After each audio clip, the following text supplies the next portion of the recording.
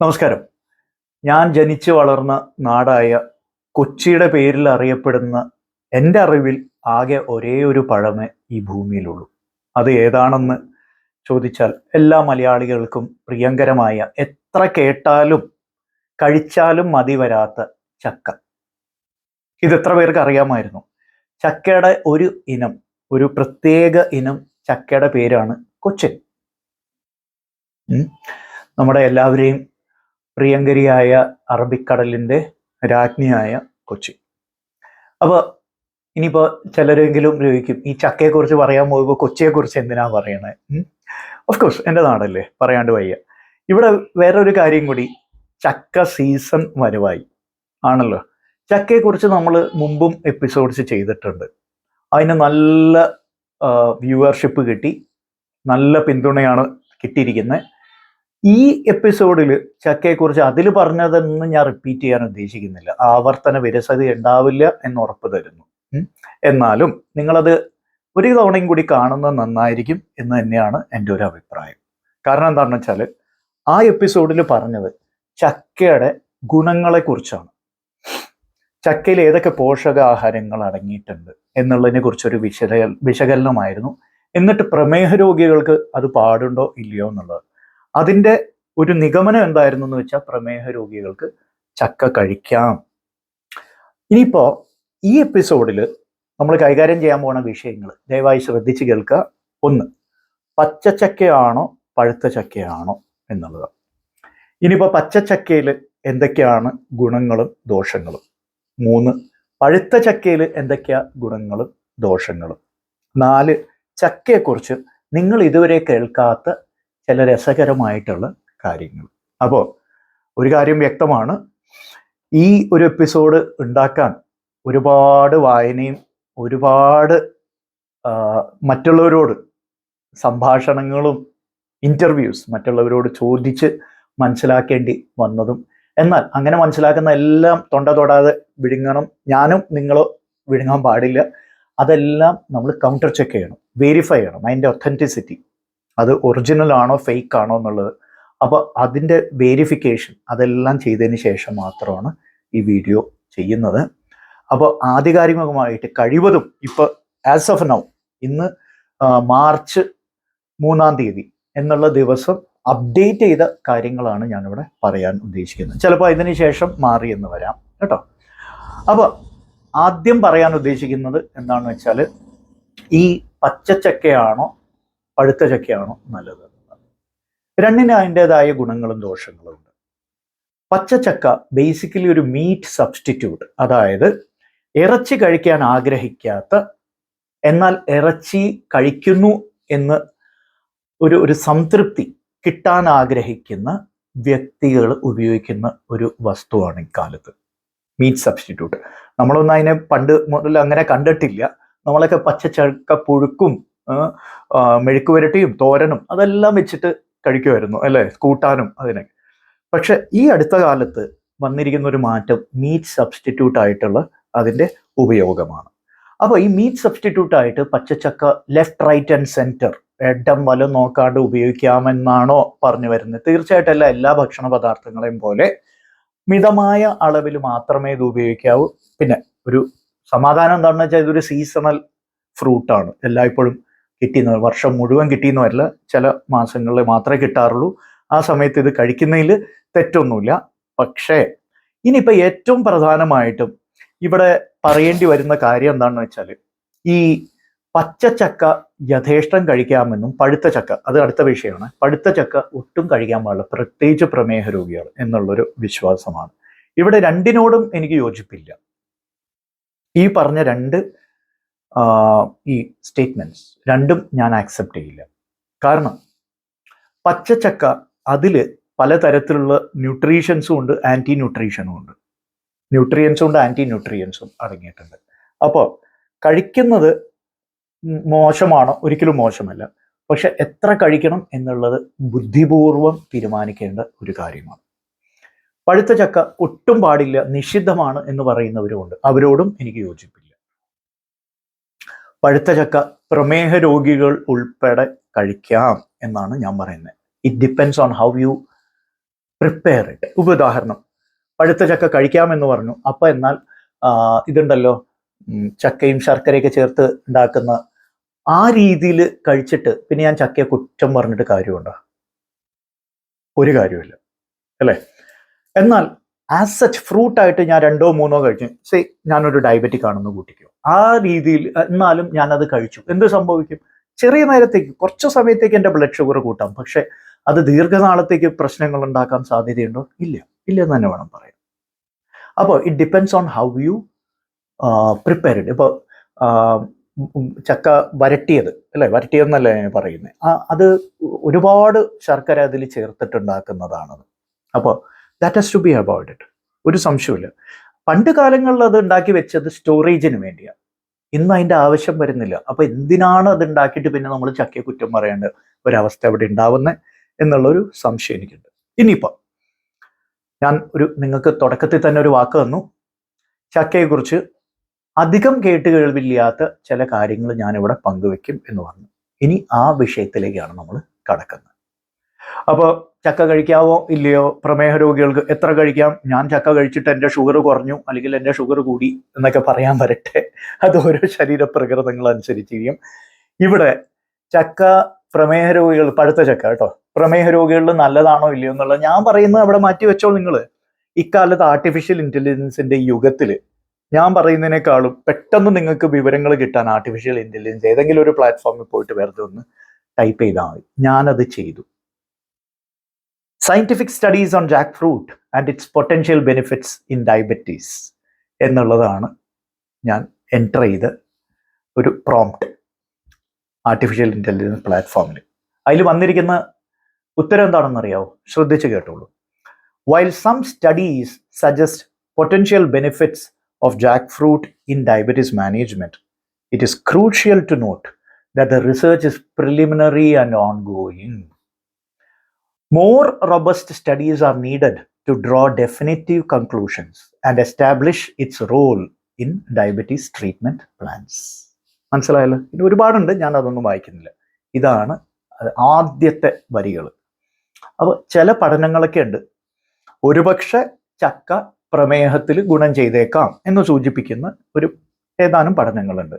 പക്ഷേ ഈ പഠനങ്ങളൊക്കെ പ്രിലിമിനറി, അതായത് പ്രാഥമിക ഘട്ടങ്ങളിലാണ്, ഓൺഗോയിങ്, നടന്നുകൊണ്ടിരിക്കുന്നേ ഉള്ളൂ. അവയുടെ നിഗമനങ്ങൾ, കൃത്യമായ ഫലങ്ങളൊന്നും പുറത്തു വന്നിട്ടില്ല. അതിനു മുമ്പേ എടുത്തിയാടി ഇത് ചക്ക ഭയങ്കര സംഭവമാണ്, പ്രമേഹ രോഗികൾക്ക് ഗുണം ചെയ്യും, ഷുഗർ കുറയ്ക്കും, അതിൽ ഫൈബർ, ആരും അതിനൊന്നും ചോദ്യം ചെയ്യുന്നില്ല. ഫൈബർ കണ്ടന്റിനെയോ അല്ലെങ്കിൽ അതിന്റെ പോഷകഗുണങ്ങളെയോ ആരും ചോദ്യം ചെയ്യുന്നില്ല.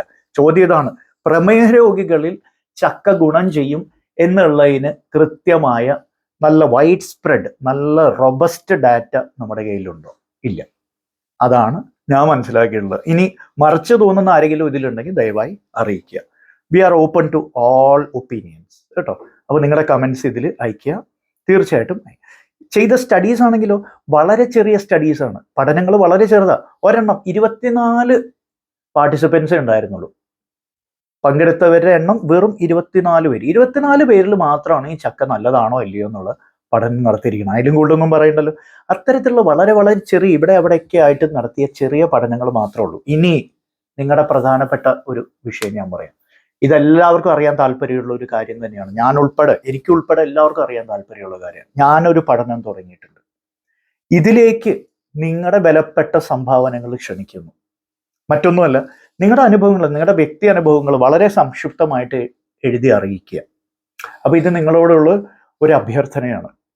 നമുക്ക് വൻ രീതിയിൽ ഇത് ചെയ്യാൻ പറ്റും. ഇപ്പൊ ഇതിൽ കണ്ടിരിക്കുന്ന 24 നമുക്ക് 100 പേരോ 200 പേരോ ഒക്കെ വെച്ചിട്ട് നമുക്ക് പഠനം നടത്താം. പഠനം എന്ന് പറയുമ്പോൾ ആർക്കും മരുന്ന് പഠന വസ്തുക്കളാക്കാനുള്ള പരിപാടിയൊന്നും, ഗിനി പിഗ്സ് ആക്കാനുള്ള പരിപാടിയൊന്നും അല്ലല്ലോ. നമ്മൾ കാലാകാലങ്ങളായിട്ട് കഴിച്ചു വന്ന ഒരു പഴം, അതിൽ നമ്മുടെ ശരീരത്തിന് വന്നിരിക്കുന്ന മാറ്റങ്ങൾ നമ്മൾ സ്വയം വിലയിരുത്തി അങ്ങോട്ട് പറയുന്നു, അത്രേ ഉള്ളൂ. അപ്പൊ അവിടെ ഇന്റർവെൻഷൻസ്, വേറെ ഇന്റർവെൻഷൻസ് ഒന്നുമില്ല, ഫാർമക്കോളജിക്കൽ ഇന്റർവെൻഷൻസ് ആയിട്ടൊന്നും തന്നെ ഇല്ല, വേറെ പ്രശ്നങ്ങളൊന്നും അവിടെ ഇല്ല കേട്ടോ. അപ്പൊ അത്തരത്തിലുള്ള നിങ്ങളുടെ അനുഭവങ്ങൾ, ചക്കയുമായി ബന്ധപ്പെട്ട, പ്രമേഹത്തിൽ ചക്കയുമായി ബന്ധപ്പെട്ട നിങ്ങളുടെ അനുഭവങ്ങൾ എന്നെ എഴുതി അറിയിച്ചാൽ വലിയ ഉപകാരമായിരിക്കും. ഞാൻ അതിനൊരു പഠനത്തിന്റെ ഒരു ഘടന കൊടുത്തിട്ട് will get back to you, will take it forward.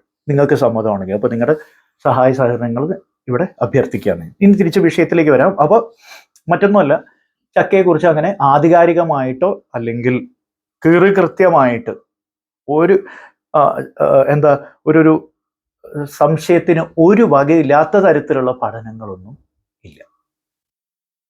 സംശയാതീതമായി തെളിയിക്കപ്പെട്ടിട്ടൊന്നുമില്ല ചക്ക ഇതിന് നല്ലതാണ് എന്ന് ഓർമ്മ വയ്ക്കുക. ഓക്കെ, ഇനി ചക്കയ്ക്ക് വേറെ അപ്പോൾ ഇതൊരു കാര്യമാണ്. കാരണം ഇപ്പോൾ പരസ്യങ്ങളൊക്കെ നമ്മൾ കാണുന്ന ഒരുപാട് ചക്ക നല്ലതാണെന്ന് എനിക്ക് തർക്കമൊന്നുമില്ല. പ്രമേഹ രോഗികൾ അത് ഗുണം ചെയ്യും എന്നുള്ള ഒരു അവകാശവാദം ഉണ്ടല്ലോ, അതിനെ ഖണ്ഡിച്ചേ പറ്റൂ. കാരണം അതിന് തെളിവൊന്നുമില്ല. ഇനി നിങ്ങൾക്ക് പലപ്പോഴും ഇതിനെക്കുറിച്ച് നിങ്ങൾ പലപ്പോഴും ചിന്തിക്കാത്ത ചില കാര്യങ്ങൾ. ഒന്ന്, പൊട്ടാസ്യത്തിൻ്റെ അളവ് വളരെ കൂടുതലാണ് ചക്കയിൽ, ഓർമ്മയിരിക്കട്ടെ. അതിനാൽ കിഡ്നി രോഗങ്ങളുള്ളവർ ചക്ക കഴിക്കുന്നതിന് മുമ്പ് തീർച്ചയായിട്ടും ഡോക്ടറോട് ചോദിച്ചിട്ട് വേണം കഴിക്കാൻ. ഇവിടെ ഞാൻ പറഞ്ഞു ചക്ക കഴിക്കാം എന്ന് വിചാരിച്ച് പ്രമേഹം കിഡ്നി രോഗമുള്ളവരൊക്കെ പോയിട്ട് ചക്ക കഴിച്ചിട്ട് എന്നെയോ ചക്കയെ കുറ്റം പറഞ്ഞിട്ട് കാര്യമില്ല. അപ്പോൾ ഓരോ കൂട്ടം നമ്മളിവിടെ പറയുമ്പോഴും ദയവായി ഓർക്കുക, it comes with terms and conditions apply. അപ്പോൾ നിങ്ങൾക്ക് കിഡ്നി സംബന്ധമായ അസുഖം ഉണ്ടെങ്കിൽ നിങ്ങൾ ചക്ക പൂർണ്ണമായിട്ടും ഒഴിവാക്കുന്നതായിരിക്കും നല്ലത്. ബഹുഭൂരിപക്ഷത്തിന് അത്രയും പ്രശ്നമൊന്നും വരില്ല.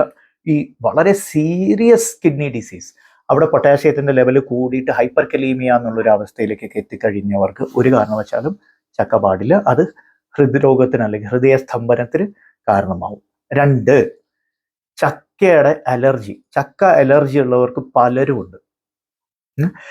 ഈ അലർജി ഉള്ളവരിൽ പലപ്പോഴും നമ്മൾ കാണുന്നത് എന്താണെന്ന് വെച്ചാൽ വേറെ ചില ഭക്ഷണ പദാർത്ഥങ്ങൾക്കും ഇവർക്ക് അലർജി ഉണ്ടാവും. അതിലൊന്ന് ആപ്പിള്, ബാദാം, അതുപോലെ ചില ടൈപ്പ് ചെറീസ്. ഓഫ് കോഴ്സ് നമ്മുടെ നാട്ടിലൊന്നും അത്രയും കൂടുതൽ ഉപയോഗിക്കാറുള്ള സാധനമാണത്. ഇത്തരത്തിലുള്ള ഭക്ഷണം കഴിക്കുമ്പോൾ ഇവർക്ക് വായയിൽ ഒരു ചൊറിച്ചിൽ പോലെ അനുഭവപ്പെടാറുണ്ട്, ചിലർ പറയാറുണ്ട്, ചിലർക്ക് അനുഭവം ഉണ്ടാവുന്നത്. അതുപോലെ ക്യാരറ്റ്, റാഡിഷ് എന്നിവ കഴിക്കുമ്പോഴും ഇവർക്ക് വായലൊരു ചൊറിച്ചിൽ അനുഭവപ്പെടാറുണ്ട്. യൂഷ്വലി ഈ പഴവർഗ്ഗങ്ങൾ കഴിക്കുമ്പോൾ വായൽ ചൊറിച്ചിൽ അനുഭവപ്പെടുന്നവർക്ക് ചക്ക കഴിക്കുമ്പോഴും വായൽ ഇത്തരത്തിലുള്ളൊരു ഫീലിംഗ് ഉണ്ടാവാറുണ്ട്. അതൊരു അലർജിയുടെ ലക്ഷണമാണ്. അത്തരത്തിലുള്ള ആൾക്കാർ ചക്കയുടെ ഉപയോഗം പൂർണ്ണമായിട്ട് ഒഴിവാക്കുകയോ ഒന്നുമില്ല ഗണ്യമായിട്ട് കുറയ്ക്കുകയോ ചെയ്യുന്നത് നന്നായിരിക്കും. ഇത്രയും മനസ്സിലായല്ലോ അല്ലേ? ഇനിയിപ്പോൾ എല്ലാം ചക്കയ്ക്ക് ദോഷം മാത്രം പറയാൻ വേണ്ടിയാണോ ഇയാൾ ഇത്ര സമയം എടുത്തതെന്ന് തോന്നുന്നവർക്ക് അതിൻ്റെ ഗുണങ്ങളും പറയാം. പ്രധാനപ്പെട്ട ഒരു സംഭവം എന്താണെന്ന് വെച്ചാൽ ചക്കയിൽ ഒരുപാട് വൈറ്റമിൻ സി ഉണ്ട്. അത് നമ്മളെ കഴിഞ്ഞു പോയ ഒരു എപ്പിസോഡിൽ ഞാൻ പറഞ്ഞായിരുന്നു, എടുത്തെടുത്ത് പറഞ്ഞായിരുന്നു. ഫൈബർ കോണ്ടന്റ് സാമാന്യം നല്ല രീതിയിലുണ്ട്, അതിനാൽ ശോധനത്തിന് നല്ലതാണ്. പ്രമേഹത്തിനെ കുറിച്ച് ഞാൻ പറഞ്ഞു, പ്രമേഹത്തിൽ ആധികാരികമായിട്ട് ഇതുവരെ ഒന്നുമില്ല. ഏതാനും കണ്ടെത്തലുകൾ മാത്രം. കണ്ടെത്തൽ എന്നുള്ളതിൻ്റെ അർത്ഥം തെളിവ് എന്നല്ല. ഞാൻ ഒരു അസോസിയേഷൻ എന്ന് പറയുമ്പോൾ ഓക്കെ, ചക്ക എടുക്കുന്നവരിൽ പ്രമേഹ രോഗം നിയന്ത്രണ വിധേയമാണ് എന്ന് ഞാൻ കണ്ടു. അതൊരു ഒബ്സർവേഷൻ. പക്ഷെ അത് ചക്ക എടുത്തത് കൊണ്ടാണ് അത് നിയന്ത്രണ വിധേയം എന്ന് എനിക്ക് തെളിയിക്കാൻ പറ്റിയില്ലെങ്കിൽ അത് തെളിവായിട്ട് കണക്കാക്കാൻ സാധ്യമല്ല. ഓർമ്മ. അപ്പോൾ ദാറ്റ് ഈസ് ദ ഡിഫറൻസ്. അതുപോലെ വേറൊരു കാര്യം എന്താണെന്ന് വെച്ചാൽ ചില ഫൈറ്റോന്യൂട്രിയൻസ്, ഐസോഫ്ലാവനോയിഡ്സ്, അത്തരത്തിലുള്ള ചില പോഷക ഗുണങ്ങൾ അതിനുണ്ട്. അതുകൊണ്ട് ഒരു പക്ഷെ നല്ലതാണ് എന്നൊക്കെ പറയുന്നുണ്ട്. പക്ഷെ എത്ര നല്ലതാണെങ്കിലും ചീത്തയാണെങ്കിലും നമ്മളെല്ലാവരും ചക്ക കഴിക്കും. അപ്പോൾ ചക്ക നിഷിദ്ധമല്ല എന്നുള്ളതായിരിക്കണം ടേക്ക് ഹോം മെസ്സേജ്. പക്ഷെ ബുദ്ധിപൂർവം, ബോധപൂർവം, വിവേകത്തോടെ മാത്രം കഴിക്കുക. അപ്പോൾ എല്ലാവർക്കും വളരെ വളരെ ആസ്വാദ്യകരമായ ഒരു ചക്ക സീസൺ ആശംസിച്ചുകൊണ്ട് ഈ ചക്കപ്പുരാണം ഇത്രയും നേരം ശ്രവിച്ചിരുന്നതിനും അതിൽ നിന്ന് നിങ്ങൾക്ക് കിട്ടിയ അറിവുകൾ, ചില കാര്യങ്ങൾ തീർച്ചയായും നിങ്ങൾ മുമ്പ് കേട്ട് കാണാൻ വഴിയില്ല. അത്തരത്തിലുള്ള അറിവുകൾ മറ്റുള്ളവരായിട്ട് ഷെയർ ചെയ്യേണ്ടത് നമ്മുടെ കടമയാണ്.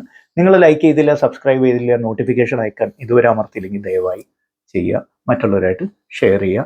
എന്തെങ്കിലും സംശയങ്ങളോ, പിന്നെ ഞാൻ പറഞ്ഞ പോലെ നിങ്ങളുടെ അനുഭവങ്ങൾ, ചക്കയും പ്രമേഹത്തിൽ നിങ്ങളുടെ അനുഭവങ്ങൾ, പ്രമേഹ രോഗികളായ നിങ്ങളോ അല്ലെങ്കിൽ നിങ്ങളുടെ വീട്ടുകാരോ സുഹൃത്തുക്കളോ ആരെങ്കിലും ഉണ്ടെങ്കിൽ അവർക്ക് അനുഭവങ്ങൾ എന്തെങ്കിലും ഉണ്ടെങ്കിൽ അത് നമ്മളുമായിട്ട് പങ്കുവയ്ക്കുക. കാരണം ഞാൻ മുൻകൈ എടുത്തിട്ട് ഒരു പഠനം നടത്താൻ തുടങ്ങിയിട്ടുണ്ട്.